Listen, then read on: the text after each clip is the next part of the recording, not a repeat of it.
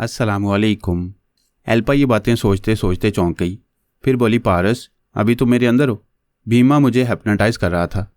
अगर अभी तुम ना होते तो मैं उसकी मामूला और ताबे बन चुकी होती। तुमने एक बार सुबह भी मुझे उसके तन्वीमी अमल से बचाया था। बोलो पारस बोलो, कब तक मुझसे नाराज़ रहोगे? वो खामोश होकर उसके जवाब का इंतज़ार करने लगी, लेकिन वह ऐसे खामोश रहा जैसे वाकई मौजूद ना हो। उसकी मुसलसल खामोशी से कोई भी यकीन कर सकता था कि वो मौजूद नहीं है, लेकिन एल्पा कभी यकीन नहीं कर सकती थी। उसने दिल की गहराइयों से कहा, इतनी बड़ी दुनिया में सिर्फ तुम हो जो हज़ार दुश्मनी के बावजूद मुझे हज़ारों बार आफात से बचाते रहोगे। ये मेरा यकीन ही नहीं, मेरा ईमान है। उसे जवाब नहीं मिल रहा था, मगर वो कह रही थी, अब मैं मरते दम तक तुम्हारी दुश्मनी से भरपूर मोहब्बत और फ़ख्र करती रहूँगी। किसी भी मुसीबत में अपने खुदा से पहले तुम्हें पुकारती रहूँगी। वो बोल रही थी और पारस जवाद के बारे में सोच रहा था कि जवाद ने खुदा को हाजिर व नाजिर जानकर एल्पा से कहा था कि भीमा के तन्वीमी अमल से एल्पा को नुकसान नहीं पहुँचेगा। वो फ़लस्तीनी मुसलमानों की बेहतरी के लिए उसे मामूला बना रहे। यही बात पारस की समझ में नहीं आ रही थी कि जवाद एक सच्चा और दीनदार शख्स है। इसके बरक्स भीमा इंतहाई घटिया, खुदगर्ज और मकार है। फिर ये दोनों एक दूसरे के साथी कैसे बन गए हैं? पारस अभी उन दोनों का गठजोड़ नहीं समझ सकता था। उसने सोचा फुर्सत मिलते ही जवाद के बारे में तफसीली मालूमात हासिल करेगा।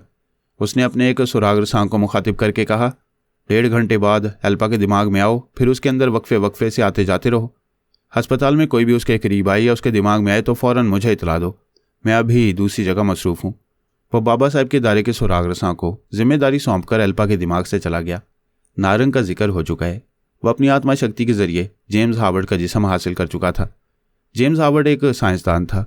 उसने एक ऐसा आले समात ईजाद किया था जिसके जरिए वह अपने किसी मतलूबा शख्स की गुफ्तगू हज़ारों मील दूर से भी सुन सकता था।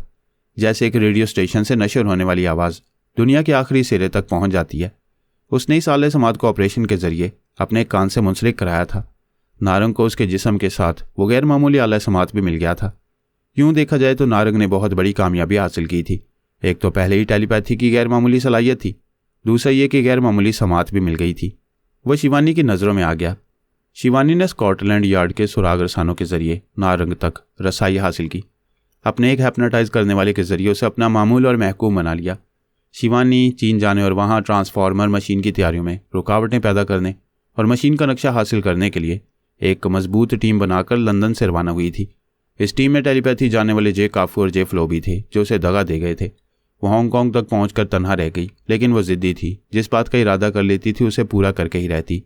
खुशकिस्मती से नारंग उसकी गिरफ्त में आ गया। फिर पोरस एक अमरीकी टेलीपैथी जानने वाले की हैसियत से उसके सामने आया। उसकी और शिवानी की मुलाकात हुई तो ये मुलाकात बाहमी दिलचस्पी में बदल गई। शिवानी ने अपनी ज़िंदगी में कभी किसी को घास नहीं डाली, लेकिन पोरस से मुतासिर हो गई। वैसे वो अंधी मोहब्बत की कायल नहीं थी, जज्बात में बहकर किसी मर्द के फ्रेब में नहीं आना चाहती थी। उसने फैसला किया कि वो नारंग की तरह पोरस को भी हिप्नोटाइज कराएगी। नारंग तो सिर्फ एक को गुलाम बना रहेगा, लेकिन पोरस को अपना लाइफ पार्टनर बनाएगी। जब उसने पोरस पर तन्वीमी अमल कराया तो वो राजी खुशी उसका मामूल और ताबे बन गया। शिवानी अब तक अपने तमाम शिकारों को इसी तरह अपने काबू में करती रही थी।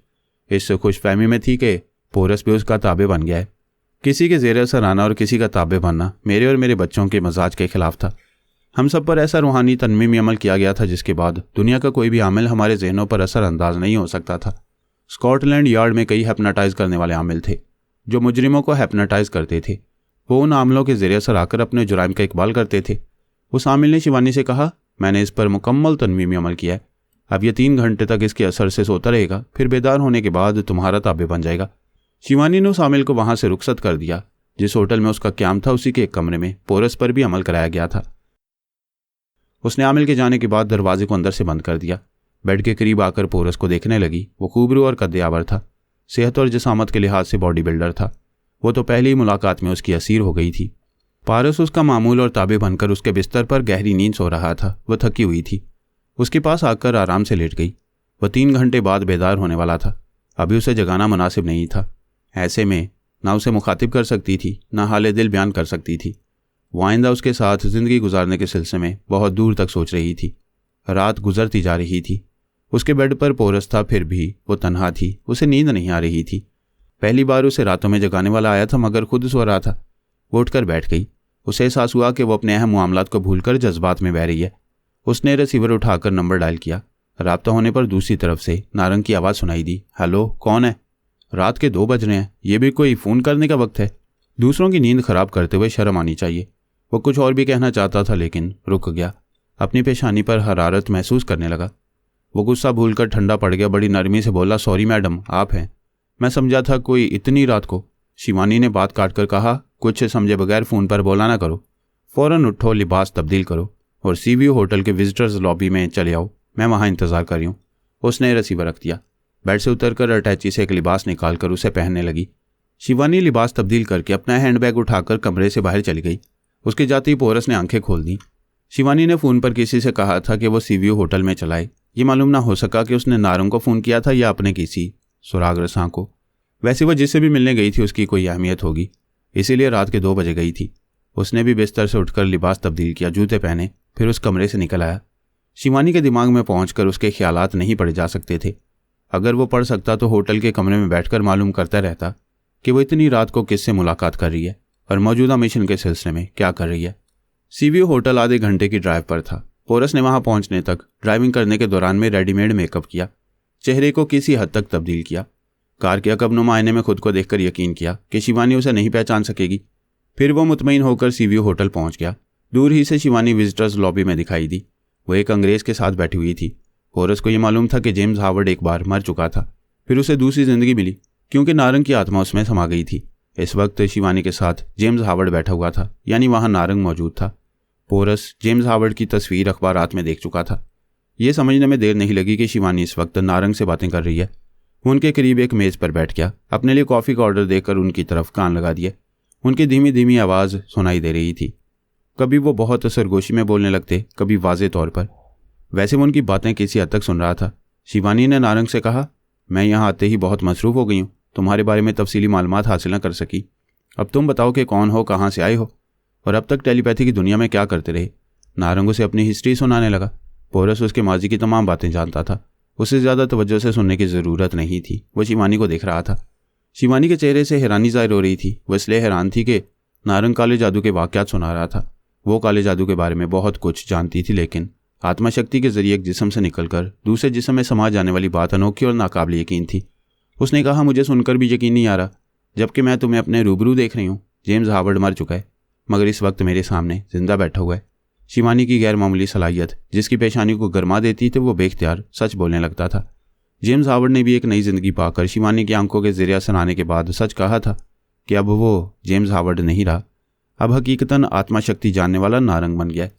शिवानी ने यह तमाम हक़ाइक़ अपनी सलाहियतों से मालूम किए थे।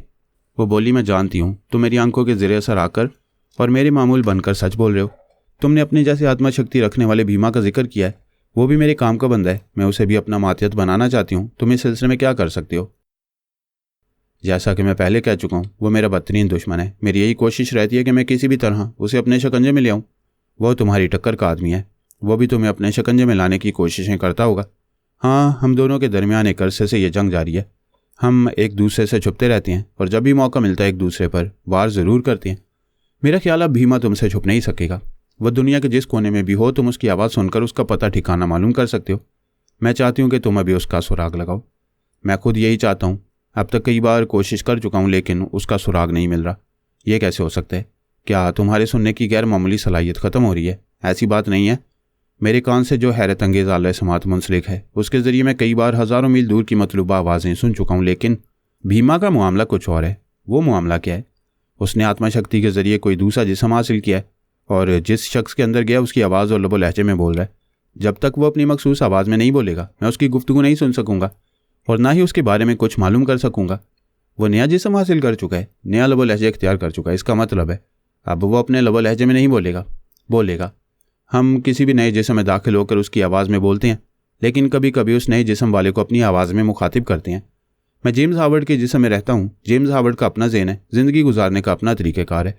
जब मैं अपने तरीक़ेकार के मुताबिक इससे कोई भी काम कराता हूँ तो इसे अपने लबो लहजे में बोलता हूँ। मैं समझ गई। भीमा जिसके भी जिस्म में होगा उसके लबो लहजे में बोलने के अलावा कभी कभी अपने लहजे में भी बोलता होगा। मैं तुम्हें हुक्म देती हूँ, दिन रात भीमा की आवाज़ और लहजे पर तवज्जो देते रहो। कभी ना कभी तो वो अपनी आवाज़ में बोलेगा। ठीक है, मैं ऐसा ही करूँगा नहीं, अभी करो। यहाँ भी रात है, दुनिया के कई ममालिक में दिन होगा। वो जाग रहा होगा, किसी से बोल रहा होगा। ऑल राइट मैडम, मैं अभी एक आध मिनट तक खामोश रहकर उसका सुराग लगा रहा हूँ। नारंग ने मेज़ पर दोनों हाथ रखे, फिर अपने सर को झुका लिया। शिवानी बड़े तजस्सुस से उसे देखने लगी। ये बात उसके लिए बड़ी खुशकुन थी। कि नारंग के जरिए अपने मतलूबा और अहम लोगों तक पहुंच सकेगी। वो 1000 पर्दों में छुपे रहेंगे, वो उनका सुराग लगाती रहेगी और बड़ी जहानत से मंसूबे बनाकर उन्हें ट्रैप कर सकेगी। नारंग ने खामोशी से सर झुकाकर अपनी तमाम तवज्जो भीमा की आवाज़ और लहजे पर मरकूज कर दी। जैसे टेलीफोन के जरिए अपने मतलूबा शख्स से गुफ्तगू करने के लिए उसके मखसूस नंबर डायल किए जाते हैं, इसी तरह वो भीमा की मखसूस आवाज़ को बार बार गिरफ्त में ले रहा था। फिर अचानक ही उसकी आवाज़ सुनाई दी। उसने खुश होकर सर उठाकर शिवानी को देखा, फिर कहा, मैं उसकी आवाज़ कैच कर रहा हूँ, आप अभी मुझे मुखातिब नहीं करेंगी। उसने फिर सर झुका लिया। फिर वही आवाज़ सुनने लगा। भीमा बड़ी परेशानी से कह रहा था, मैं कहाँ आकर फंस गया, समझ में नहीं आता तुम्हारे इस जिस्म से कैसे निकल पाऊंगा। नारंग ने भीमा के जवाब में एक अजनबी की आवाज़ सुनी। वह जवाद की आवाज़ थी और जवाद नारंग के लिए अजनबी था। उसने भीमा से कहा, तुम समझते हो कि मेरे जिस्म में आकर कैदी बन गए हो, और मैं समझता हूँ कि खुदा ने तुम्हें राह रास्त पर लाने के लिए मेरे अंदर पहुँचा दिया। भीमा ने कहा, मैं अपने रास्ते पर चलता रहा हूँ और अपने ही रास्ते पर चलता रहूँगा। तुम मुसलमान हो, इबादत गुजार हो, मेरा तुमसे निबाह नहीं हो सकेगा। जब मेरे पास आ गए हो तो निबाह करना ही होगा। नहीं करना चाहोगे तो इसी तरह मेरे जिस्म के पिंजरे में बेबसी से फड़फड़ाते रहोगे। वह झुंझलाकर बोला, पता नहीं तुमने ये कैसी अंगूठी पहनी है। इस अंगूठी की मौजूदगी में मेरा काला जादू काम नहीं आ रहा है। मेरी आत्मा शक्ति नाकाम हो रही है। मैंने अंगूठी के जरिए और अपने दीन और ईमान से तुम्हें बेबस बना दिया। अगर ऐसा ना होता तो तुम काले जादू के जरिए मुझे बेबस कर देते। जिसके पास ज़्यादा ताकत होती है वही कामयाब और बरतर होता है। नारंग ने सर उठाकर शिवानी को देखा, फिर कहा, मैडम वो भीमा एक मुसलमान के जिस्म में समाया हुआ है। उसका नाम जवाद है। उस जवाद के पास एक गैर मामूली अंगूठी है जिसकी वजह से भीमा का काला जादू नाकाम हो रहा है। भीमा उसके जिस्म से रिहाई हासिल करना चाहता है। उस जिस्म की कैद से निकलकर किसी दूसरे जिस्म में जाना चाहता है, लेकिन ऐसा लगता है जैसे उस मुसलमान के जिस्म से उसे कभी रिहाई हासिल नहीं होगी। शिवानी ने कहा, भीमा मेरे लिए बहुत अहम है और इस वक्त बुरी तरह किसी के शिकंजे में है। हम उसे शिकंजे से निकाल कर अपना ताबे कर सकते हैं। हाँ, हम उस पर यह एहसान कर सकते हैं, लेकिन उसे निजात दिलाते वक्त हमसे ज़रा भी भूल चूक हो गई तो भीमा हमारी गिरफ्त में भी नहीं रहेगा। वह बहुत ही खुदगर्ज और मक्कार है। किसी का मातहत बनकर रहना तो दूर की बात है, वो किसी का दोस्त भी नहीं बनता। मैं तुम्हारे साथ हूँ। ऐसी चाल चलूंगी कि उसकी मक्कारी धरी की धरी रह जाएगी। तुम उसे निजात दिलाने के सिलसिले में अपना तरीक़ेकार बताओ, फिर मैं फ़ैसला करूँगी कि तुम्हारा तरीक़ेकार मुनासिब है या नहीं। मैं काला जादू जानता हूँ, टेलीपैथी जानता हूँ, और अब हज़ारों मील दूर से सुनने वाली गैर मामूली सलाहियत भी है। इन तमाम सलाहियतों से काम लूँगा। पहले अपने दुश्मन की सलाहियतों के बारे में सोचो। भीमा की खातिर उस मुसलमान से निमटना होगा। उसके पास एक ऐसी गैर मामूली अंगूठी है कि भीमा का काला जादू और उसकी टेलीपैथी नाकाम हो रही है। हाँ, जिससे निमटना है वो कमज़ोर नहीं है। अंगूठी के हवाले से उसकी एक ताकत का इल्म हुआ है, पता नहीं वो कैसी और ताकतों का मालिक होगा। फ़िलहाल दोस्त बनकर उससे रब्ता करो और उसके बारे में मज़ीद मालूमात हासिल करो। अच्छी बात है, मैं अभी उससे रब्ता करता हूँ। उसने सर झुकाकर जवाद की आवाज़ और लहजे को अपनी गिरफ्त में लिया। फिर ख्याल ख्वानी की परवाज़ करता हुआ जवाद के दिमाग में पहुँच गया। वो पराई सोच की लहरों को महसूस करते ही बेचैन सा हो गया। नारंग ने कहा, हेलो मिस्टर जवाद, मैं एक टेलीपैथी जानने वाला हूँ, तुमसे कुछ बातें करने आया हूँ। जवाद ने पूछा, पहले ये तो बताओ तुम कौन हो, अपना मुकम्मल तारुफ कराओ, फिर ये बताओ कि मुझे कैसे जानते हो।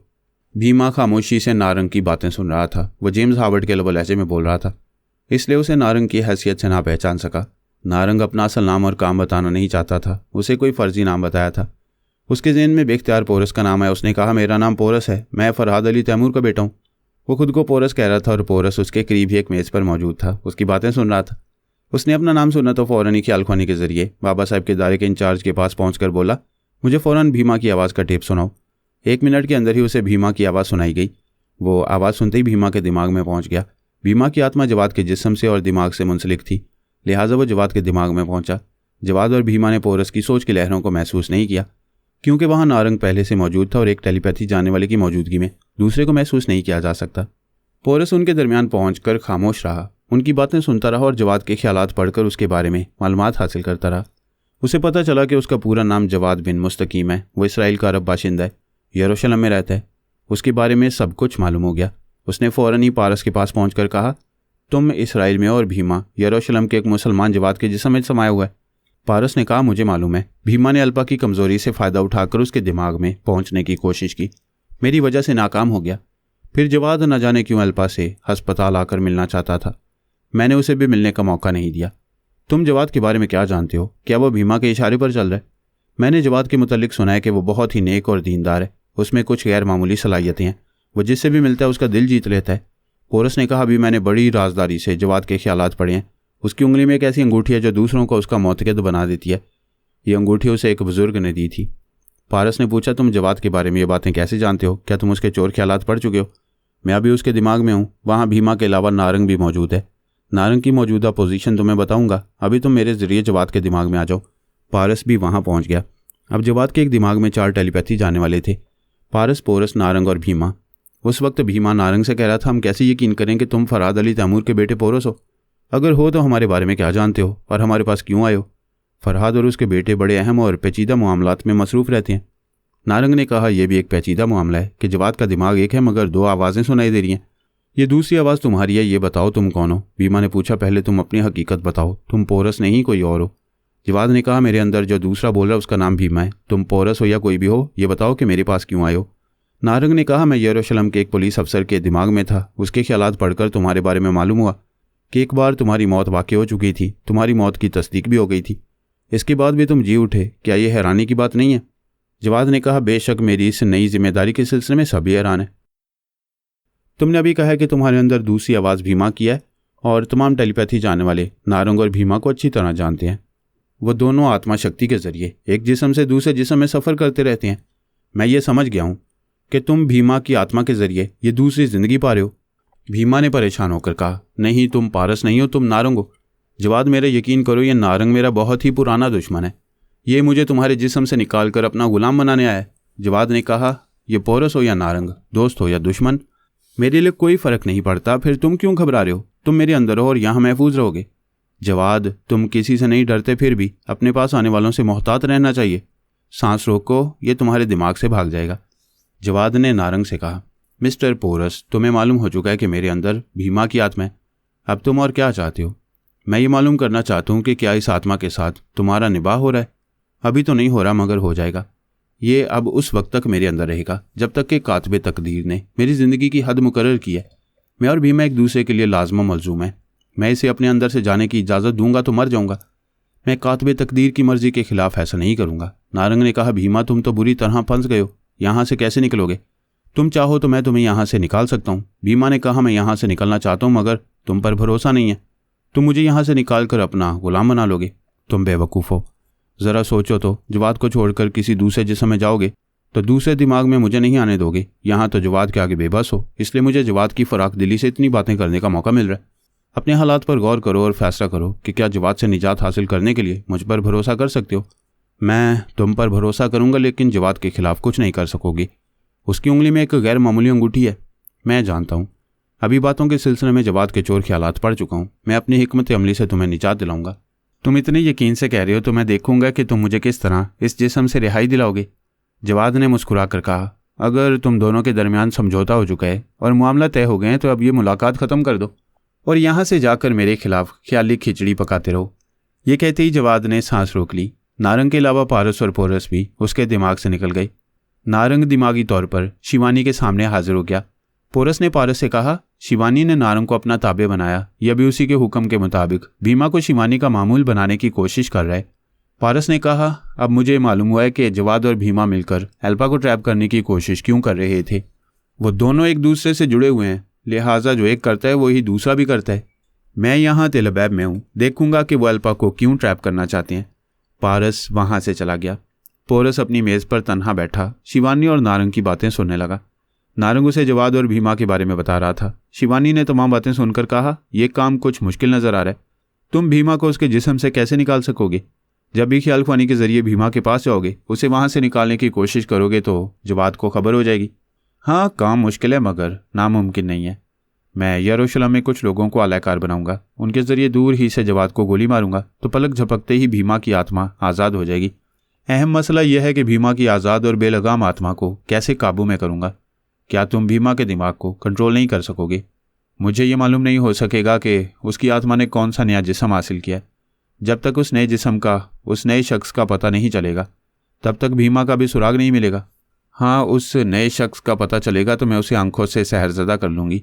जब वो मेरे शहर से निकल नहीं पाएगा तब तुम उसके दिमाग में घुसकर उसे मेरा मामूल और ताबे बना सकोगे।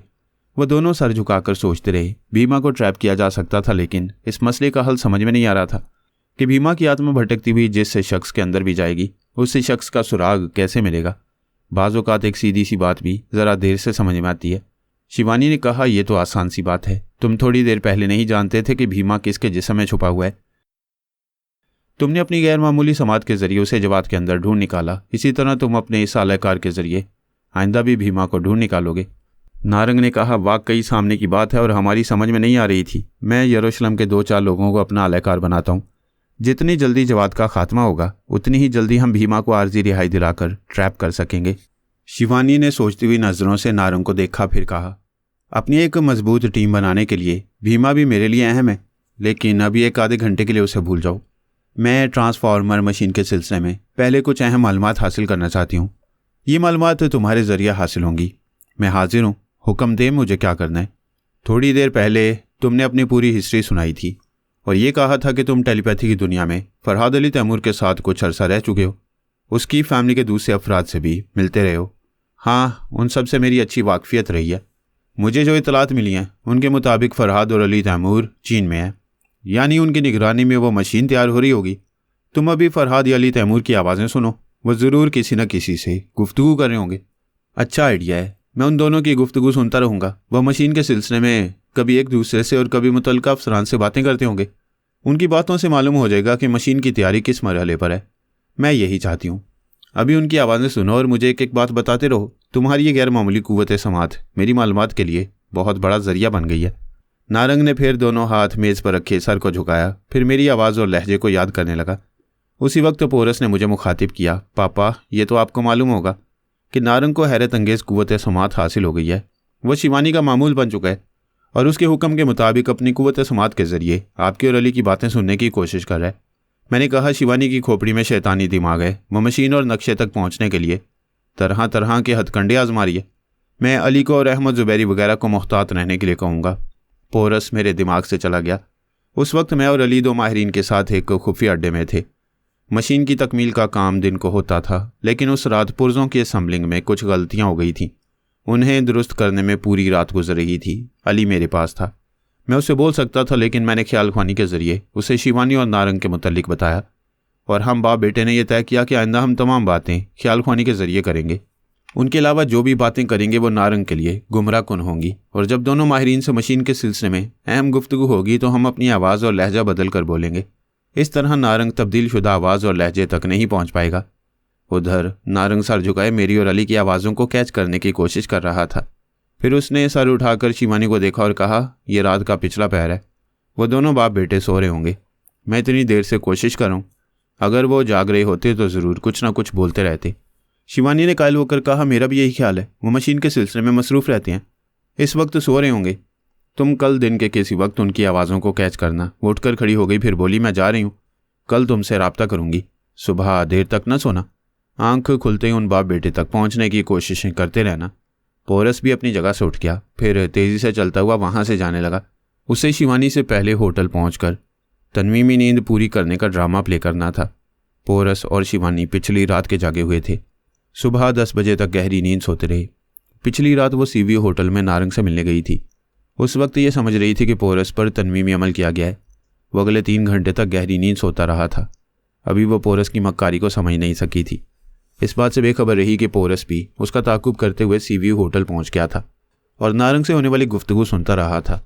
शिवानी नारंग की गैर मामूली समाज से खूब फ़ायदा उठा रही थी। उसके ज़रिए वो भीमा और जवाद तक पहुंच गई थी, फिर अली तैमूर और मुझ तक पहुंचने की कोशिशें कर रही थी। हमारी आवाज़ और लहजे तक पहुंचना और हमारी गुफ्तगू सुनना नारंग के लिए कुछ मुश्किल ना था। दूसरी सुबह 10 बजे फ़ोन की घंटी बजने लगी। शिवानी और पोरस की आंख खुल गई। पोरस ने रिसीवर उठाकर कान से लगाते हुए पूछा, हेलो, कौन? नारंग ने पूछा, तुम कौन हो? क्या ये मैडम शिवानी का नंबर नहीं है?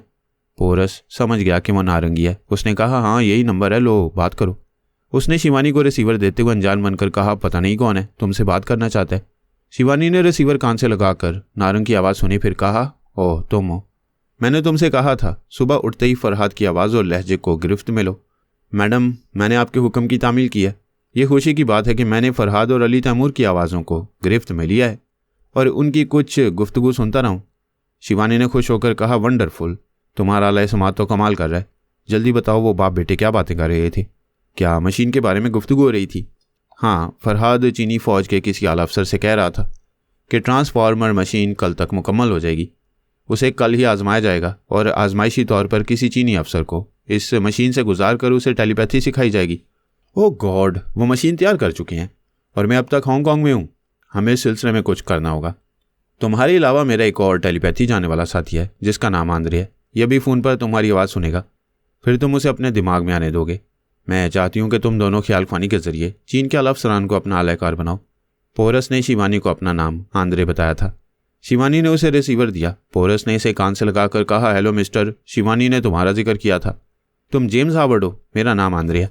आइंदा हम एक दूसरे से ताउन करेंगे। नारंग ने कहा, मैं मैडम का खादिम हूँ, उनके हुक्म के मुताबिक तुमसे ताउन करता रहूँगा। अभी ये समझ में नहीं आ रहा कि हम चीनी फ़ौज के अफसरान के दिमागों में कैसे पहुँचेंगे। उनकी आवाज़ों को और लहजों को सुनना ज़रूरी है। पोरस ने कहा, यह कोई प्रॉब्लम नहीं। चीन से शाया होने वाले अखबारात और रसायल यहाँ दस्तयाब हैं। उनमें चीनी लीडरों की तस्वीरें शाया होती रहती हैं। हम उन तस्वीरों की आंख में झांक कर उनके अंदर पहुंच सकते हैं, फिर उनके ज़रिए चीनी हुकाम और फ़ौज के आला अफसरान के दिमागों तक रसाई हासिल कर सकते हैं। नारंग ने कहा, यह तरीके तो मैं भी जानता हूँ। ऐसे तरीके जानते हो मगर भूल जाते हो। बहरहाल मैंने याद दिलाया है, मैडम का हुक्म है। फ़ौरन चीन के अहम मुतलका अफराद को आलाकार बनाओ। मैं भी यही करूँ। पोरस ने रिसीवर शिवानी को दिया। उसने नारंग को हुक्म दिया कि वह फ़ौरन पोरस की हदायत पर अमल करे। फिर उसने रिसीवर रख दिया और पोरस से कहा, जाओ गुसल करो, फिर फ्रेश होकर ख्याल ख्वानी के ज़रिए चीन में मसरूफ़ रहो। वो बाथरूम में चला गया। शिवानी के अंदर ये हलचल पैदा हो गई कि ट्रांसफार्मर मशीन कल तक मुकम्मल हो जाएगी और उसे पहली बार आजमाया जाएगा। फरहाद वगैरह तजुर्बाकार माहिर हैं, उन्हें ज़रूर कामयाबी होगी और वह अब तक हांगकांग में बैठी हुई है। ऐसे वक्त में पोरस और नारंग उसके दो अहम बाजू थे। वही दोनों उस मशीन के मुकम्मल होने से पहले उसे तबाह कर सकते थे और उस मशीन का नक्शा हासिल कर सकते थे। उसने बेचैनी से बाथरूम के दरवाजे की तरफ देखा। पोरस गुसल वगैरह से फारिग होकर आ गया था और लिबास पहन रहा था। वो बेचैनी से बोली, क्यों देर कर रहे हो? पूरा लिबास पहनना ज़रूरी नहीं है। फ़ौरन ख्याल ख्वानी करो। किसी ऐसे आर्मी अफसर को आलाकार बनाओ जो तुम्हें अभी मशीन और नक्शे तक पहुंचा दे। वो उसके पास आकर बोला, मैं कभी वक्त ज़ाया नहीं करता। तुम्हारी तलाक के लिए अर्ज़ है कि गुसल करते वक्त दो मुतल्लिका अफसरान तक पहुंच चुका हूं। वो खुश हो गई मगर बेयकीनी से बोली, तुमने किसी चीनी अफसर की आवाज़ नहीं सुनी, किसी की तस्वीर नहीं देखी, फिर कैसे पहुंच गए? मैं अभी बाथरूम में रेडियो ले गया था। बीजिंग रेडियो स्टेशन से चीनी लीडर की तकरीर शुरू हो रही थी। मैं उसकी आवाज़ सुनते उसके अंदर पहुंच गया। वह अपनी मुख्तसर तकरीर के बाद एक आर्मी अफसर से बात कर रहा था। मैं उस अफसर के भी अंदर पहुंच गया, उसके बाद दूसरा, दूसरे के बाद तीसरा। मेरी टेलीपैथी के निशाने पर आता रहा। वो मेरी मर्ज़ी के मुताबिक आर्मी अफसरान से फ़ोन पर राब्ते करते रहे। इस तरह मैं ऐसे दो अफसरान तक पहुंच गया जिनका ताल्लुक उस खुफिया अड्डे से है जहां वो मशीन कल तक मुकम्मल होने वाली है। वो खुशी से उछलकर करीब आई और उससे लिपट कर बोली, तुम मेरी तवक्को से ज़्यादा तेज़ रफ्तार हो। तुमने उन दो अफसरान के ख्यालात पढ़े हैं। प्लीज़ मेरी बेचैनी को समझो, मुझे फ़ौरन बताओ। अभी मैं उनके ख्यालात पढ़ रहा हूँ। तुम बाथरूम जाओ, फ्रेश होकर आओ। तब तक मैं बहुत कुछ मालूम करके तुम्हें बताऊँगा। वो अटैची से अपना एक लिबास निकाल कर बाथरूम में चली गई। पोरस ने एक सोफे पर बैठकर मुझे मुखातिब किया, हेलो पापा। नारंग ने शिवानी को रिपोर्ट दी है कि उसने आपकी और अली की गुफ्तगू सुनी है। मैंने कहा, हाँ बेटा, हमने खुद उसे अपनी गुफ्तगू सुनाई है और आइंदा भी सुनाते रहेंगे। पोरस ने मुस्कुरा कर कहा, मैं समझ गया, आप नारंग को सब्ज़ बाग दिखा रहे हैं। वो बहुत खुश हो रहा है। क्या वाकई कल तक मशीन मुकम्मल हो जाएगी? हम कामयाब हो रहे हैं। कल वो मुकम्मल हो जाएगी, उसे आजमाया जाएगा। उसके ज़रिए कि चीनी अफसर को टेलीपैथी सिखाई जाएगी। इस आजमाइश में कामयाबी होगी तो पूरे चीन में जश्न मनाया जाएगा। पोरस ने कहा, शिवानी की तरह दूसरे दुश्मन भी इस मशीन को तबाह करने और नक्शा हासिल करने की कोशिशों में होंगे। क्या आप उस मशीन के खुफिया अड्डे की हिफाजती तदाबीर से मुतमईन हैं? मैं मुतमईन हूँ और दुश्मन को भी इत्मीनान दिला रहा हूँ कि उनमें से जो चाहे इस खुफिया अड्डे तक पहुँच सकता है, नक्शा हासिल कर सकता है और इस अड्डे को मशीन समेत तबाह कर सकता है। आप मुझे बताएं कि दुश्मनों को किस खुफिया अड्डे तक पहुँचा रहे हैं। बीजिंग से 200 किलोमीटर के फासले पर साम नामी एक इलाका है। उस इलाके में 10 मुरब्बा मील के अंदर किसी को जाने की इजाज़त नहीं। उसी ममनुआ इलाके में मशीन का वो खुफिया अड्डा है। शिवानी बाथरूम से आ गई। पोरस दिमागी तौर पर हाजिर हो गया। उसने पूछा, कुछ मालूम कर रहे हो? बहुत कुछ मालूम कर रहा हूँ। थोड़ी देर और ख्याल ख्वानी करूँगा। उस वक्त तक तुम नारंग से मालूमात हासिल करो। ठीक है, तुम ख्याल ख्वानी के ज़रिए नारंग से कहो कि मुझसे रब्ता करे। पोरस ने नारंग से कहा तो वो फ़ोन के ज़रिए शिवानी से बातें करने लगा और खुशी से चहकर कहने लगा, मैंने फरहाद और अली की गुफ्तगू से मालूम किया है कि वो खुफिया अड्डा बीजिंग से 200 किलोमीटर के फासले पर है। अब हम एक ठोस प्लानिंग के मुताबिक अपने आलाकारों को उस अड्डे में पहुंचाएंगे। वो ममनुआ इलाका है। अगर हमारे आलाकार वहां तक पहुंच नहीं पाएंगे तो उस अड्डे को तबाह ज़रूर कर देंगे। शिवानी ने कहा, फिर तो उस अड्डे के साथ नक्शा भी जलकर राख हो जाएगा। मैं हर हाल में वो नक्शा हासिल करना चाहती हूँ। मैडम, मैं अपने तौर पर कोशिशें कर रहा हूँ। उस खुफिया अड्डे का सुराग भी लगा चुका हूँ। आपका वो आंद्रे कुछ नहीं कर रहा। आप उससे भी मालूम करें कि उस ममनुआ इलाके से नक्शा किस तरह हासिल किया जाएगा।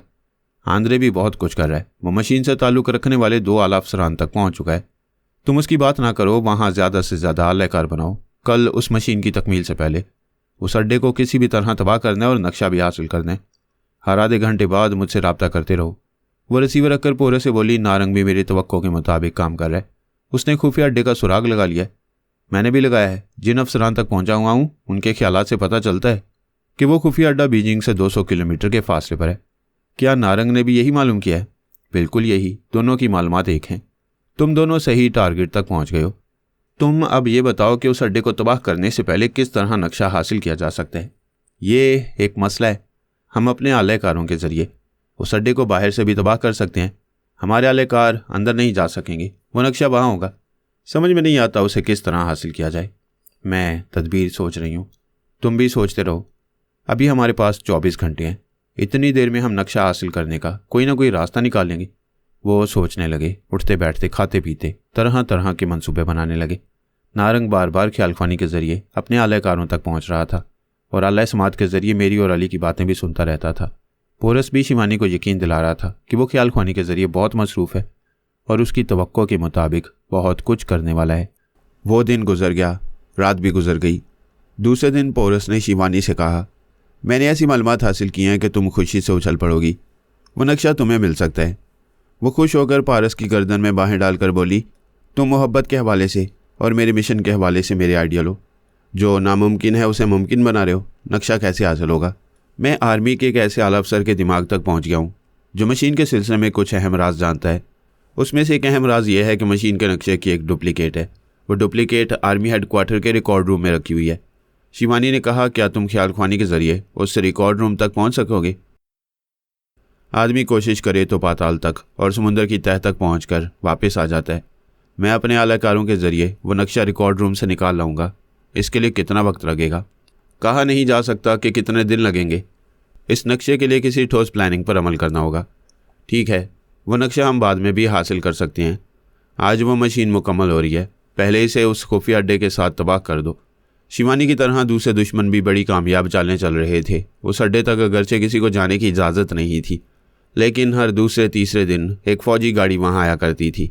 मशीन के सिलसिले में वहाँ मसरूफ़ रहने वालों को राशन और ज़रूरत की दूसरी चीज़ें पहुँचाया करती थी। गाड़ी में आने वाला अफसर काबिल एतमाद था।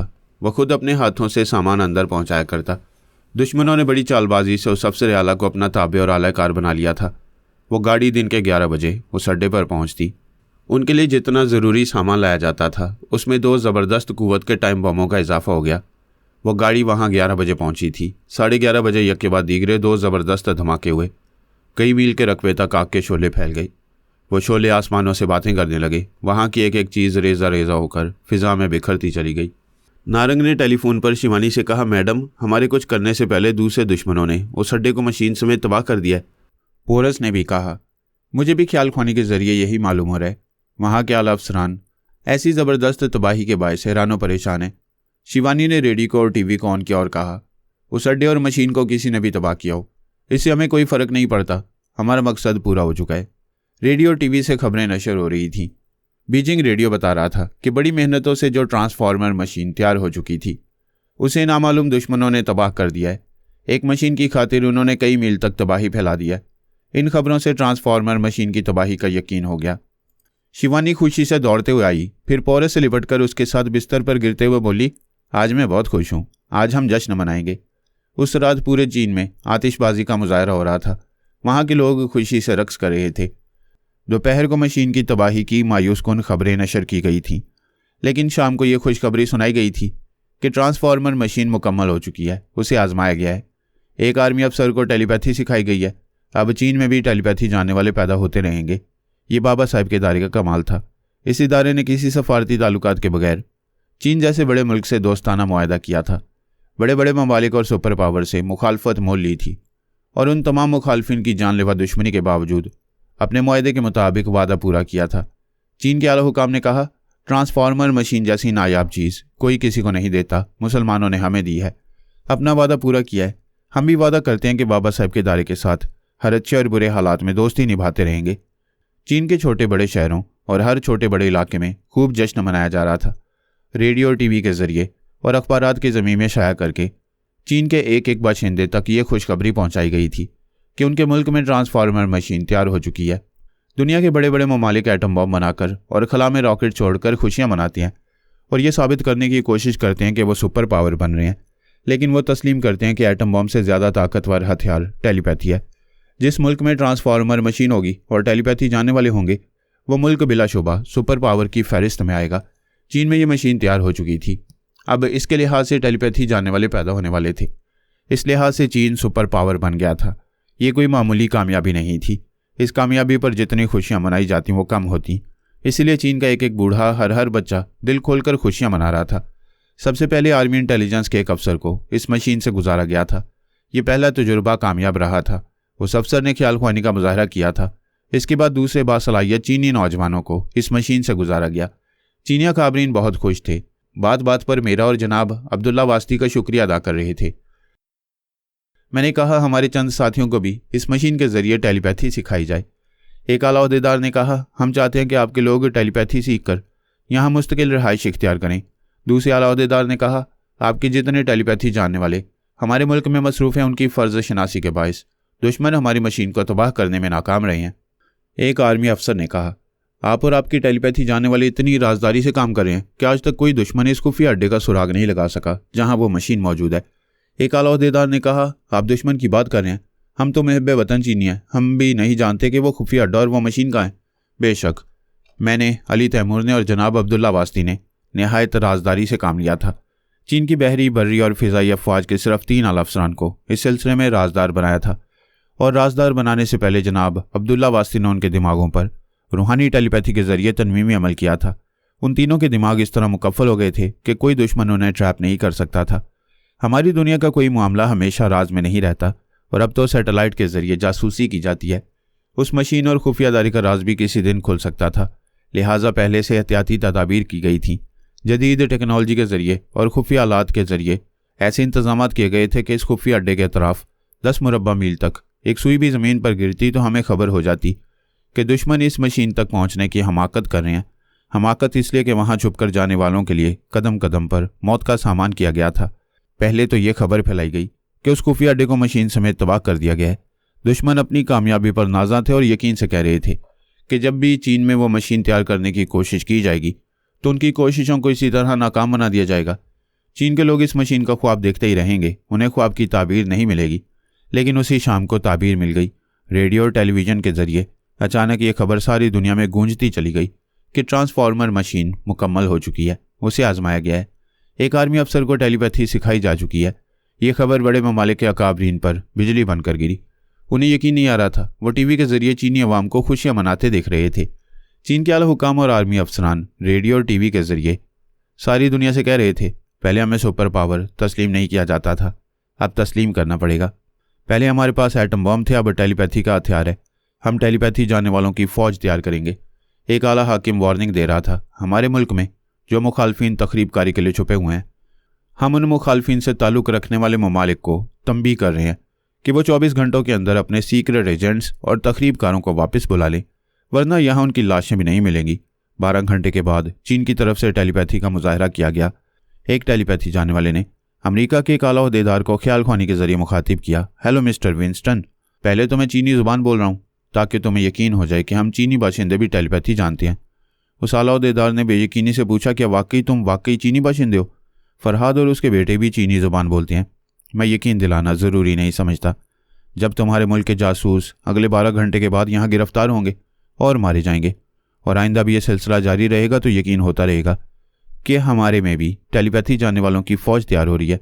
तमाम बड़े ममालिक तशवीश में मुब्तला हो गए थे। फ्रांस के आला हुकाम ने बरतानिया और अमेरिका के आला हुकाम से रब्ता किया और कहा कुछ देर पहले 2 टेलीपैथी जानने वाले हमारे 2 आला ओहदेदारों के दिमागों में आए थे। वो अंग्रेज़ी के अलावा चीनी ज़ुबान भी बोल रहे थे। बरतानिया के एक हाकिम ने कहा एक चीनी टेलीपैथी जानने वाला मेरे भी दिमाग में आया था, वार्निंग दे रहा था कि चीन में हमारे 2 जासूस छुपे हुए हैं, वो हराम मौत मारे जाएंगे। एक अमेरिकी हाकिम ने कहा हमारे दिमागों में भी टेलीपैथी का मुजाहरा किया गया है, वो हम सब के पास आकर अपने चीनी टेलीपैथी जानने वालों की दहशत पैदा कर रहे हैं। एक ने कहा, हमें मानना ही पड़ेगा कि वहाँ वह मशीन मुकम्मल हो चुकी है और चीनी टेलीपैथी जानने वाले पैदा हो रहे हैं। दूसरे ने कहा, बाबा साहब के इदारे ने हमसे बदतरीन दुश्मनी की है। तमाम अमेरिका में कई टेलीपैथी जानने वाले हैं, वो आखिर क्या करते रहे। उस इदारे से फरहाद एक टीम के साथ चीन गया। उसे और उसकी टीम को कोई रोक नहीं सका। हम रोकने की हद्दुल इम्कान कोशिशें करते रहे, मगर वो बहुत चालबाज और मक्कार है। बरतानिया और फ्रांस के हुकाम ने कहा, तुम्हारे पास ट्रांसफार्मर मशीन है, तुमने अमेरिका में टेलीपैथी जानने वाले पैदा किए, लेकिन उस मशीन से कभी हमारे लोगों को टेलीपैथी नहीं सिखाई। अगर आज हमारे मुल्कों में भी ख्याल ख्वानी करने वाले मौजूद होते तो हम तीनों ममालिक मुत्तहिद होकर बाबा साहब के इदारे से फरहाद की टीम को चीन तक जाने का मौका न देते। अब भी खुदगर्जी से बाज आओ और हमें भी अपनी ट्रांसफार्मर मशीन से फ़ायदा उठाने दो। फ्रांस के हाकिम ने कहा, वो चीनी टेलीपैथी जानने वालों की फ़ौज तैयार कर रहे हैं। हम अमेरिका, फ्रांस और बरतानिया के टेलीपैथी जानने वालों की एक मुत्तहिदा फ़ौज तैयार करेंगे। हमें जल्द से जल्द उनके खिलाफ एक मजबूत महाज बनाना होगा। अमेरिकी हाकिम ने कहा, बेशक हमारा इत्तेहाद बहुत ज़रूरी हो गया है, लेकिन मैं बड़े अफसोस के साथ कह रहा हूँ कि अब हमारे पास ट्रांसफार्मर मशीन नहीं रही। ख्वामखा झूठ ना बोलो, साफ लफ्ज़ों में कह दो कि हमारे लोगों को टेलीपैथी सीखने नहीं दोगे। बरतानिया के हाकिम ने कहा, बड़े अफसोस की बात है, तुम अपनी खुदगर्जी के बायस चीन के मुकाबले में हमारे जैसे दोस्तों को कमज़ोर बनाए रखना चाहते हो। तुम लोगों को मेरी बात का यकीन नहीं होगा, मगर यह सच है। किसी ने हमारी लाइल्मी में उस ट्रांसफार्मर मशीन को गायब कर दिया है। क्या उस मशीन को सख्त पहरे में नहीं रखा गया था? क्या वो इतनी छोटी है कि दुश्मन उसे जेब में रखकर चला गया और तुम्हारे पहरेदारों को खबर भी नहीं हुई? अमरीकी हाकिम ने कहा, मुझे ताने ना दो, वो एक नहीं कई टेलीपैथी जाने वाले होंगे। उन सब ने पहरेदारों को गायब दिमाग बनाया होगा, फिर उस मशीन का एक एक पुर्जा खोल कर ले गए होंगे। तुम ये कहना चाहते हो कि बाबा साहब के टेलीपैथी जानने वालों ने ऐसा किया? तुम्हारे टेलीपैथी जानने वाले चीन में तैयार होने वाली मशीन को तबाह ना कर सके, उन्होंने तुम्हारी मशीन को तबाह कर दिया या चुरा कर ले गए। बेशक उन्होंने किया है, मगर तुम लोगों को यकीन नहीं आएगा। फ्रांस के हाकिम ने कहा, अगर वो ट्रांसफार्मर मशीन आज तुम्हारे पास होती तो क्या तुम हमारे लोगों को टेलीपैथी सीखने का मौका देते? बेशक मैं कह चुका हूँ, मौजूदा हालात में चीन के खिलाफ हमारा इत्तेहाद बहुत ज़रूरी है। बरतानिया के हाकिम ने कहा, यह इत्तेहाद अब भी हो सकता है। हम अपने तीनों मुल्कों में टेलीपैथी जानने वालों की फ़ौज बना सकते हैं। मैं कह रहा हूँ मशीन नहीं है और तुम फ़ौज बनाने की बात कर रहे हो। मशीन नहीं है, मगर मशीन का नक्शा तुम्हारे खुफिया रिकॉर्ड रूम में है। हम तीनों ममालिक मिलकर जल्द से जल्द एक नई मशीन तैयार कर सकते हैं। अमरीकी हाकिम ने कहा, मैं अभी दूसरे तमाम अकाबरीन से इस सिलसिले में बात करूंगा और उन्हें मशीन तैयार करने के मामले में आप दोनों ममालिक से ताउन करने पर आमादा करूंगा। बेहतर है ये फैसला आज ही करो, देर होगी तो हमारे पास पछतावे के सिवा कुछ नहीं रहेगा। वो तीनों ममालिक एक नए इत्तेहाद के सिलसिले में मसरूफ़ हो गए। चीन की तरफ से वार्निंग दी गई थी कि वो अपने सीक्रेट एजेंट्स और तकरीबकारों को 24 घंटों के अंदर बुला लें। ऐसी वार्निंग तमाम ममालिक एक दूसरे को देते ही रहती हैं। इसके बावजूद गैर मुल्की जासूस और तकरीबकार दुनिया के हर मुल्क में मौजूद रहते हैं। चीन की इस धमकी को संजीदगी से नहीं लिया गया। 24 घंटों के बाद इंटरनेट के जरिए तमाम बड़े ममालिक को इतला दी गई कि उनके सीक्रेट एजेंट्स को टीवी के जरिए पेश किया जा रहा है। उन बड़े ममालिक में रूस और जापान भी शामिल थे। सबसे पहले टीवी स्क्रीन पर बरतानिया के एक सफारती अफसर को पेश किया गया जो अपने बीवी बच्चों के साथ पिछले 2 बरस से चीन में रहाइश पजीर था। उस अफसर ने टीवी स्क्रीन पर कहा, मैं पिछले 2 बरसों से यहाँ बरतानवी सफारत खाने में बतौर अफसर मुतय्यन हूँ, लेकिन दर पर्दा जमहूरिया चीन के खिलाफ जासूसी करता रहा हूँ। मेरा तरीक़ेकार ऐसा था कि चीन के सुराग रसानों ने कभी मुझ पर शुबा नहीं किया, लेकिन अब ये चीनी मेरे दिमाग में पहुँच गए हैं। इन्होंने मेरे ख्यालात पढ़कर मेरे और 2 दूसरे साथी सुराग रसानों के कोड वर्ड्स मालूम किए। हमारी खुफिया दस्तावेज़ात इनके हाथ लग गई हैं। उनके पेश नज़र मैं अपने जुर्म से इनकार नहीं कर सकूँगा। वो अफसर एक खुली जगह फायरिंग स्क्वाड के सामने खड़ा हुआ बयान दे रहा था। एक चीनी अफसर उसके तमाम खुफिया दस्तावेज़ात को स्क्रीन पर दिखा रहा था। फिर उस अफसर ने कहा, इस बरतानवी अफसर को सजाए मौत दी जा रही है और इसके बीवी बच्चों को वापस लंदन भेजा जा रहा है। अमेरिका, रूस, बरतानिया, फ्रांस और जापान के तमाम अकाबरीन ने और दुनिया वालों ने देखा उस सफारती अफसर को गोली मार दी गई। उसके जो सुरागरसा साथी गिरफ्तार हुए थे उन्हें भी मौत के घाट उतार दिया गया। फिर एक चीनी अफसर ने कहा, आज इस टीवी चैनल से मुजरिमों को सजाए मौत देने का सिलसिला जारी रहेगा और हम इनके खिलाफ ठोस दस्तावेजी सबूत पेश करते रहेंगे, इंसाफ के तकाजे पूरे करते रहेंगे, ताकि हमें यह इल्ज़ाम न दिया जाए कि हमने दोस्ताना सफारती ताल्लुकात की नफ़ी की है। फिर कई अमरीकी, फ्रांसीसी और रूसी सियाहों और अखबारात के सहाफ़ियों को स्क्रीन पर पेश किया गया। वो सब सियाहत और सहाफ़त की आड़ में चीन के खिलाफ सरगर्म अमल थे। उन सब की मौत का तमाशा स्क्रीन पर दिखाया नहीं गया, सिर्फ ये कहा गया कि उनकी लाशें मुर्दा खानों में रखी गई हैं। उनसे ताल्लुक़ रखने वाले ममालिक ये लाशें ले जा सकती हैं। चीनी हुकाम ने जो वार्निंग दी थी उस पर अमल कर रहे थे। उनका ये अमल उन तमाम ममालिक को सोचने पर मजबूर कर रहा था कि वो सब मुत्तहिद नहीं होंगे और अपने अपने मुल्क में टेलीपैथी जाने वालों की फ़ौज तैयार नहीं करेंगे, तो चीन उनके लिए हमेशा दर्द सर बना रहेगा और उन पर बर्तरी हासिल करता रहेगा। ये बड़े ममालिक के लिए एक लम्हा फिक्रिया था। शिवानी को भी पहले ये खुशखबरी मिली थी कि चीन में उस खुफिया अड्डे को मशीन समेत तबाह कर दिया गया है, लेकिन वो खुशी देर पा नहीं थी। उसी शाम उसने ये दिल तोड़ने वाली खबर सुनी कि मशीन मुकम्मल हो गई है। वह झुंझलाकर पोरस से बोली, ये क्या हो गया? तुम और नारंग कह रहे थे कि वो खुफिया अड्डा तबाह हो चुका है। पोरस ने कहा, बेशक हमने ख्याल ख्वानी के जरिए यही मालूम किया और ये झूठ नहीं है। अगर ये सच है तो वो मशीन तबाह क्यों नहीं हुई? हो सकता है वो मशीन उस तबाह होने वाले खुफिया अड्डे में ना रही हो। उन्होंने बड़ी चालबाजी दिखाई, हम धोखा खा गए। मैं कुछ नहीं जानती, मुझे वो मशीन का नक्शा चाहिए। तुमने कहा था कि उसे आर्मी हेडक्वार्टर के रिकॉर्ड रूम में रखा हुआ है। हाँ, मैंने उनके इंचार्ज के ख्यालात पढ़कर यही मालूम किया है, लेकिन एक बार ख्यालात पढ़कर हम धोखा खा चुके हैं। वो मशीन कहीं थी और वो खुफिया अड्डा कहीं था। इस तरह वो नक्शा भी रिकॉर्ड रूम में ना हो। वहाँ के इंचार्ज को और दूसरे अफसरान को यह बताया गया हो कि नक्शा वहाँ है, ताकि मुखालिफ ख्याल ख्वानी करने वाले वहाँ भी धोखा खा जाएं। कोई ज़रूरी नहीं है कि हर जगह धोखा खाया जाए। तुम उस रिकॉर्ड रूम के सेफ तक पहुँचो, वक्त बर्बाद ना करो। तुम जितना आसान समझती हो ये काम उतना आसान नहीं। उस रिकॉर्ड रूम में 6 बड़े अफसरान हैं, उन सबको बारी बारी हिप्नोटाइज करना होगा और ये एक दिन का काम नहीं है। जल्दबाजी में काम बिगड़ेगा तो दूसरे अफसरान को शुबा होगा, फिर बनता हुआ काम भी बिगड़ जाएगा। वो उसकी बातों से कायल होकर बोली, तुम अभी क्या करने वाले हो? अभी वो सब जश्न मना रहे हैं, एक दूसरे से रब्ता कर रहे हैं। ऐसे वक्त मैं किसी एक को ट्रैप करूंगा, उसे अपना मामूल और ताबे बनाता रहूंगा, तो दूसरा कोई भी अफसर उसे रब्ता करेगा, फिर उसे गायब दिमाग बनाएगा। मैं अपनी पहली कोशिश में ही नाकाम हो जाऊंगा। ज़रा सब्र करो, आज उन्हें खुशियां मनाने दो। मैं कल से एक काम शुरू करूंगा। शिवानी ने कहा, ठीक है, मैं एक नाकामी के बाद दूसरी बार नाकाम नहीं होना चाहती। तुम दुरुस्त कह रहे हो, हमें सब्र और सहूलत से काम करना चाहिए।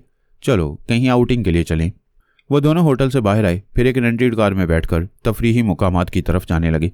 शिवानी ने मोबाइल फ़ोन के जरिए नारंग को मुखातिब करके कहा, तुम ट्रांसफार्मर मशीन के सिलसिले में नाकाम रहे हो। बड़े दावे कर रहे थे कि खुफिया अड्डे का सुराग लगा चुके हो, लेकिन फरहाद तुम्हें खुशफहमी में मुब्तला करता रहा और तुम उल्लू बनते रहे।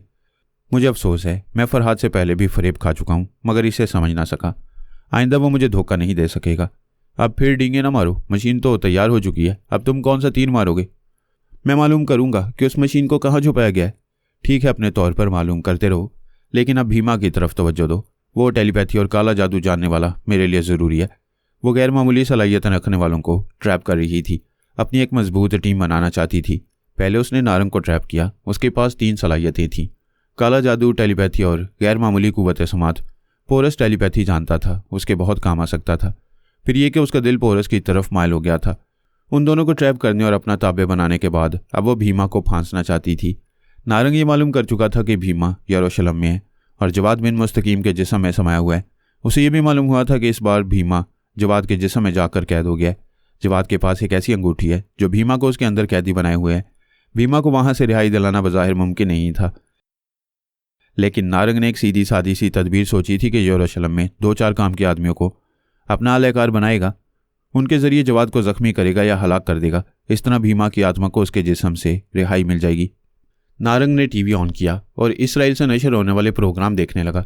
एक टॉकी प्रोग्राम में 2-4 अफराद सियासी मौजू पर गुफ्तगू कर रहे थे। नारंग उनकी गुफ्तगू सुनते सुनते एक शख्स के दिमाग में पहुंच गया। उसके ख्यालात पढ़ने लगा। वह शख्स यरूशलेम का मेयर था।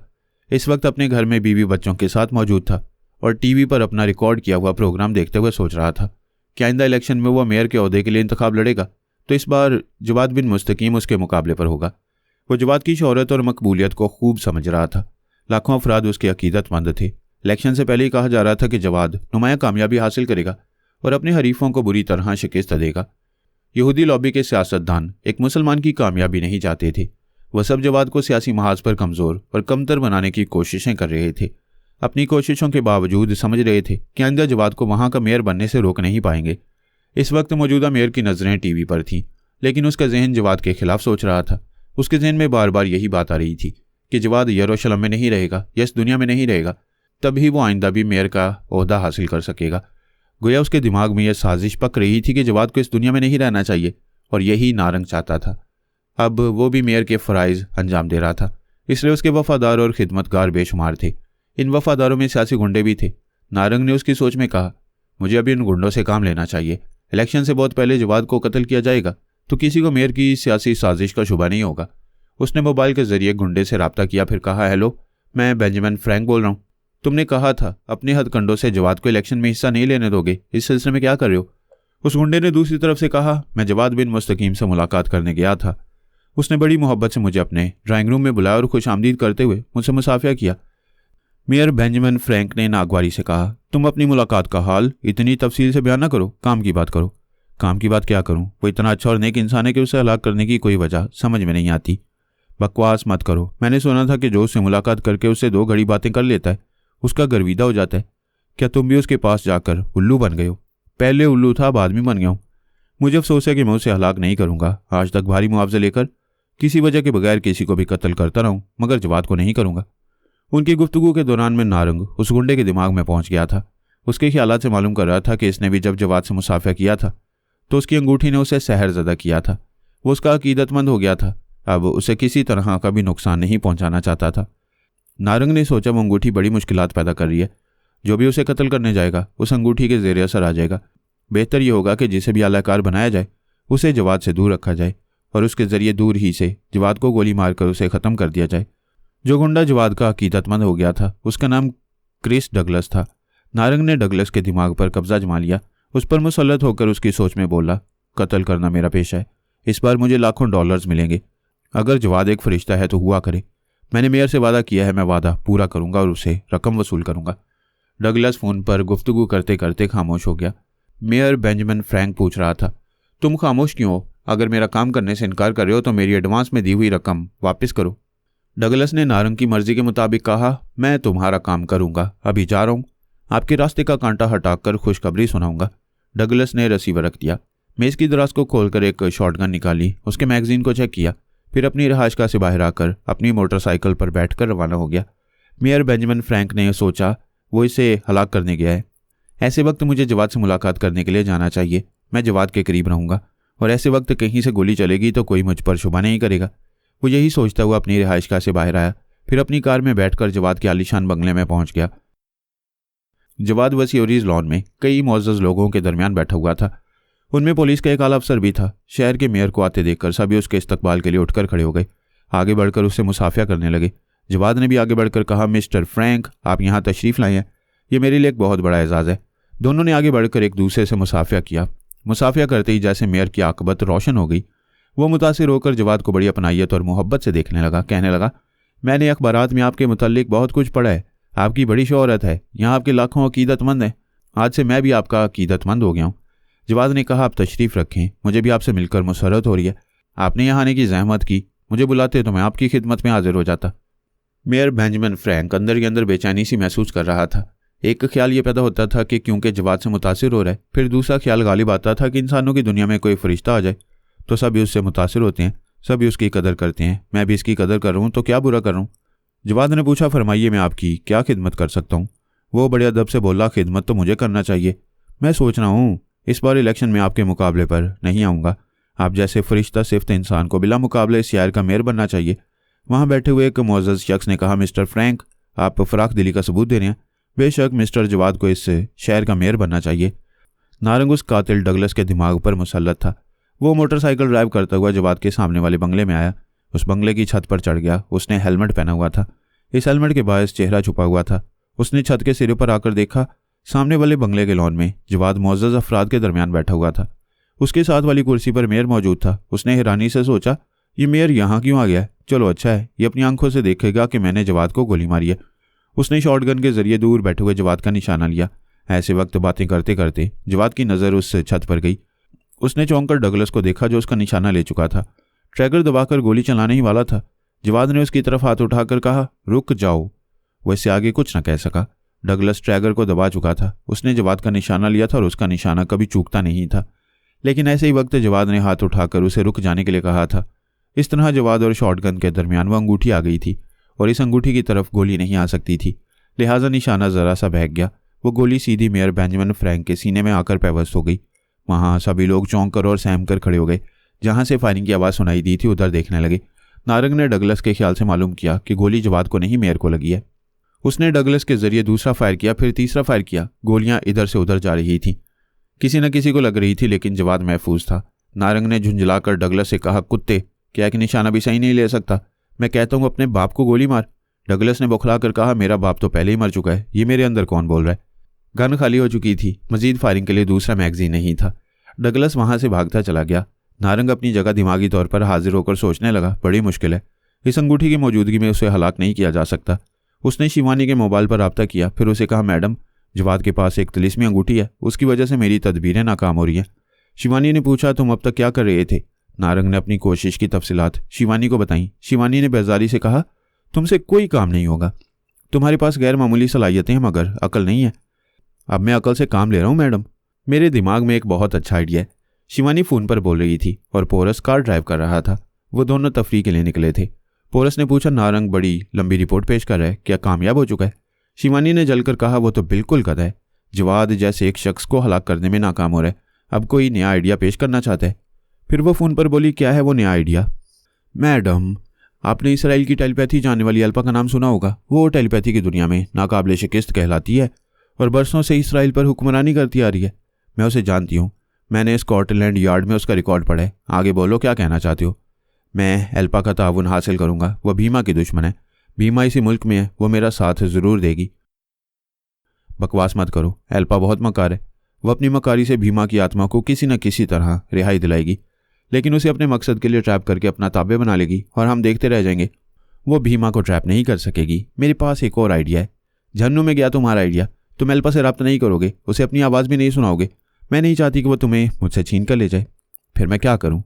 ठीक है, मैं कोई दूसरा आइडिया सोचता हूँ, थोड़ी देर बाद रब्ता करूँगा।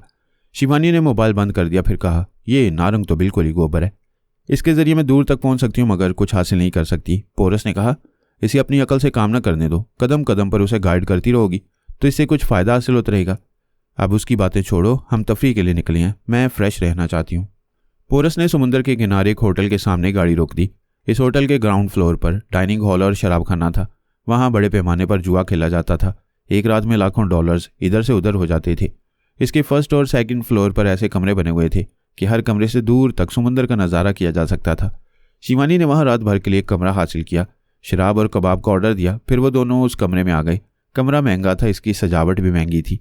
पोरस ने तमाम खिड़कियों के पर्दे हटा दिए, एयर कंडीशनर बंद कर दिया।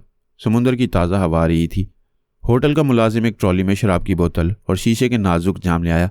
पीने के साथ खाने के लिए गर्मा गर्म कबाब भी थे, ताज़ा फल और खुश्क मेवे भी थे। शिवानी ने बोतल खोली, 2 जाम बनाए, फिर अपनी आदत के मुताबिक अपने परस में से जहर की छोटी शीशी निकाली। अपने भरे हुए जाम में उससे शीशी से 2 कतरे टपकाए, फिर इसे बंद करके अपने परस में रख लिया। पोरस ने कहा, तुम बहुत खतरनाक हो, तुमने इससे पहले भी मेरे सामने जहरीली शराब पी थी, आज भी पी रही हो, ऐसा क्यों करती हो? मैं मस्त हो जाती हूँ। तुमने देखा है कि मुझे नशा नहीं होता है, बस सुरूर तारी हो जाता है। दुनिया में ऐसा कोई नशा नहीं है, ऐसा कोई जहर नहीं है जो मुझे मदहोश कर दे। ऐसा नशा है मेरे प्यार का नशा। जब मेरा प्यार तुम्हें मिलेगा तो तुम ये तमाम नशा भूल जाओगी। वस्ते हुए बोलिए, किताबी बातें हैं, मैंने भी पढ़ा है कि मोहब्बत का नशा कभी नहीं उतरता। ज़िंदगी में कभी कोई प्यार करने वाला आता है और हमेशा सैरज़ादा करता रहता है। पोरस उसके पास आकर बैठ गया, फिर उसे अपनी तरफ खींचकर अपने बाजू में कैद करते हुए बोला, तुमने किताबें पढ़ी हैं, किताबों से बाहर किसी मर्द को नहीं देखा। वो बोली, मेरे इतने करीब आने से पहले अच्छी तरह सोच लो, आज तक मैंने किसी को अपने करीब इसलिए नहीं आने दिया कि कोई मेरे जहरीले प्यार को बर्दाश्त नहीं कर सकेगा। अगर तुम्हारी ज़ुबान मेरे लुआब दान को ज़रा सा भी छू लेगी तो मेरा जहर तुम्हारे अंदर पहुंच जाएगा, तुम अभी तड़प तड़प कर यहीं ठंडे पड़ जाओगे। मैं तुम्हारा दीवाना और दीवाने मौत से नहीं डरते। उसने उसे खींचकर अपने बाजू में भर लिया, उसके चेहरे पर झुक गया। वो बोली, रुक जाओ, तुम मेरे बहुत काम आने वाले हो, मैं तुम्हें मारना नहीं चाहती, मुझे छोड़ो। और वो आगे ना कह सकी। पोरस ने चुप की मोहर लगा दी। कमरे में गहरी खामोशी छा गई। खिड़की से बाहर समुंदर की लहरें शोर मचा रही थीं, मौज दर मौज बिफर रही थी, कभी डूब रही थी, कभी उबर रही थी, शरारतें कर रही थी और इंसानी जज्बात की अक्कासी कर रही थी। प्यार के लम्हात में वक्त कैसे गुजरता है पता नहीं चलता, और शिवानी को तो पता ही ना चला क्योंकि वो गहरी मदहोशी में डूब गई थी। जब होश में आती तब पता चलता कि पोरस किस कदर जहरीला है। उसके जहर ने वो काम किया जो जहरीली शराब नहीं कर सकती थी। वो मदहोशी के बायस जिस्मानी और जहनी तौर पर कमज़ोर हो गई थी। पोरस उसके दिमाग में पहुंच गया। जापान के सोमो पहलवान गोश्त का पहाड़ होती हैं, इतने वजनी होते हैं कि कोई औरत उनके मुकाबले पर आए तो उनके नीचे दबकर टमाटर की तरह पिचक जाएगी। शिवानी कभी किसी मर्द से मुतासिर नहीं होती थी, किसी को अपने से बढ़तर नहीं समझती थी। वो अब तक अपनी ज़िंदगी में आने वालों को कमतर बनाती आई थी, लेकिन तकदीर उसे पोरस के मुकाबले पर ले आई थी। उसे ये खुशफहमी थी कि वो उसे अपना ताबे बना चुकी है, लेकिन अब बंद आंखों के पीछे वो खम ठोंक कर उसके मुकाबले पर आई तो पता चला पोरस एक सोमो पहलवान है। वो उसके मुकाबले पर आकर चारों शान्यचेत हो गई है। आम हालात में जो टेलीपैथी जानने वाला उसके दिमाग में पहुंचता था उसके ख्यालात पढ़ने में नाकाम रहता था, क्योंकि उसकी तमाम जहरीली सोचें आपस में गड़बड़ होती रहती थीं। अब पोरस के जहर ने उसकी जहरीली सोचों को शांत कर दिया था। उसका ज़हन पुरसुकून था और वो बंद आंखों के पीछे एक सोमू पहलवान को देख रही थी। पोरस ने उसके अंदर कहा, हाय जानम, देखा तुमने मर्द का नशा कैसा होता है। अब तुम मुझे अपने अंदर आने से नहीं रोक सकोगी और ना ही अपने उलझे हुए ख्यालात पेश कर सकोगी। शिवानी के दिमाग में उसकी बातें गूंज रही थीं, लेकिन वो समझ नहीं पा रही थी। मदहोशी की हालत में उसे खुद अपना होश नहीं रहा था। होश में आने के बाद भी समझ ना पाती कि पोरस ने उसे पिछाड़ दिया है। पोरस उसकी दिमागी हालत को समझ रहा था। वो इस काबिल नहीं थी कि उसे हिप्नोटाइज किया जाता। उसने शिवानी के दिल को तो जीत लिया था, तनवीमी अमल के जरिए जल्द से जल्द दिमाग को भी जीत लेना चाहता था, लेकिन अब यह मुमकिन नहीं था। उसने बिस्तर से उठकर उसके बदन को एक चादर से ढांप दिया। बाथरूम में जाकर गुस्ल करते हुए सोचने लगा कि अब शिवानी को जमहूरिया चीन से दोस्ती करने से बाज रखा जा सकेगा। मेरा जहर इस पर गालिब आ गया है। तनवीमी अमल के जरिए वो फर्मा बरदार बनकर रहेगी। वो रफ्ता रफ्ता हम सबसे मोहब्बत करने लगेगी। शायद इसलिए जनाब अब्दुल्ला वास्ती ने हदायत की थी कि शिवानी को कभी नुकसान ना पहुंचाया जाए। वह गुस्ल से फारिग होकर कमरे में आया। शिवानी बिस्तर पर बड़ी बेतरतीबी से बिखरी गहरी नींद में डूबी हुई थी। उसने फ़ोन के पास आकर रिसीवर उठाया, नंबर डायल किया, फिर राब्ता होने पर कहा, हेलो नारंग, मैं शिवानी का दस्ते रास्त आंद्रे हूँ। वह तंज़िया अंदाज में बोला, तुम तो दस्ते रास्त से भी कुछ ज़्यादा हो। मैडम के साथ दिन भी गुजारते हो और रात भी। मैंने यही पूछने के लिए फ़ोन किया है कि तुम भी रात गुजारना चाहते हो। मैं मैडम के साथ क्यों मजाक कर रहे हो? वो तो शायद मेरी सूरत भी देखना नहीं चाहती। आज उन्होंने मुझे डांटा है, मेरी बहुत इंसल्ट की है।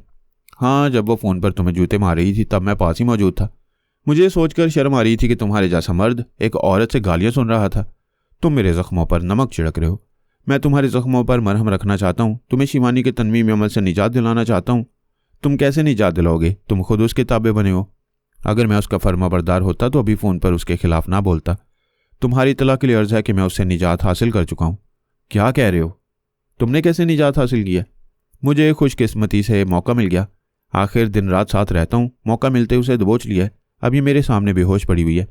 मुझे यकीन नहीं आ रहा है, ऐसा हो सकता है? तुम्हें मौका मिल सकता है, मगर मैं कैसे यकीन करूं? सीधी सी बात है, यहाँ आओ, अपनी आंखों से शिवानी को बेहोश और बेयारो मददगार देखो और यकीन कर लो। तुम मैडम के साथ कहाँ हो? मैं सी साइड होटल के रूम नंबर 107 में हूँ। क्या अभी आ रहे हो? देर करोगे तो शिवानी होश में आ जाएगी। देर नहीं होगी, मैं अभी आ रहा हूँ। नारंग ने फ़ोन को बंद किया, फ़ौरन ही लिबास तब्दील किया, एक रिवॉल्वर के चैम्बर को चेक किया। वो पूरी तरह लोड था। वो अपनी रिहाइशगाह से निकलकर बाहर आया, फिर कार में बैठकर उस होटल की तरफ जाते हुए सोचने लगा, जब आंद्रे मौके से फ़ायदा उठा सकता है तो मैं भी यह मौका हाथ से नहीं जाने दूंगा। वहां पहुंचकर हालात का जायज़ा लूंगा। आंद्रे मेरे निशाने पर आएगा तो कोई लम्हा भी ज़ाया किए बगैर उसे गोली मार दूंगा। तमाम टेलीपैथी जानने वाले ऐसे हालात में दूसरों को नुकसान पहुंचाने और खुद फ़ायदा उठाने की बातें सोचते हैं। वो भी यही सोचता हुआ होटल के अहाते में पहुंच गया।